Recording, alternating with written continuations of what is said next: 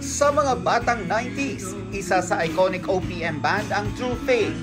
Di nagbago ang kilig sa tenga ng mga kanta nila.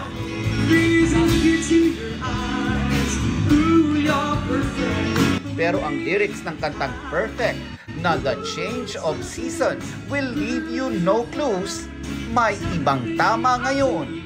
Clueless kasi ang marami sa love life ng vocalist na si Medwin Marfil until his recent announcement. Nakasal na siya sa kanyang high school batchmate na si Mark Angeles this May.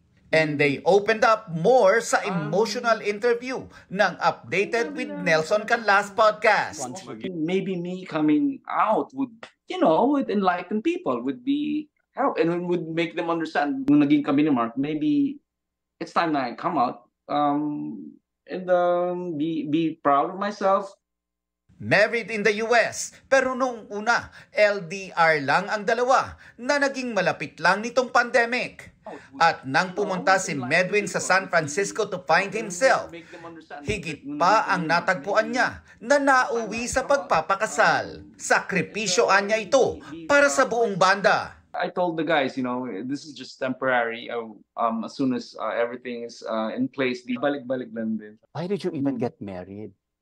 Kasi pwede namang hindi. Di ba, if you take that to the Philippines, hindi naman talaga honor yan. Mag-solidify. Yeah. Solidify. Formalizing yung commitment. And feeling na namin na parang if it's something that straight couples want to do, then if we can do it, why not? Why not? Pero hindi raw ito madali. Kasi sa fancy talagang may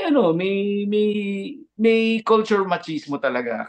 Pero naniniwala siya na bago na ang panahon. Ika nga, may freedom of choice tayo sa kung paano o kung ipapaalam ba sa publiko ang pagmamahal. Sakaling piliin mong ipagsigawan ito, gusto niyang ipakita na pwede ito, tulad ng ginawa niya. Ang importante is if you're a good person, Yeah. if you're a good artist, they want to express their opinion, go ahead. But it's not our reality. It's not who we are.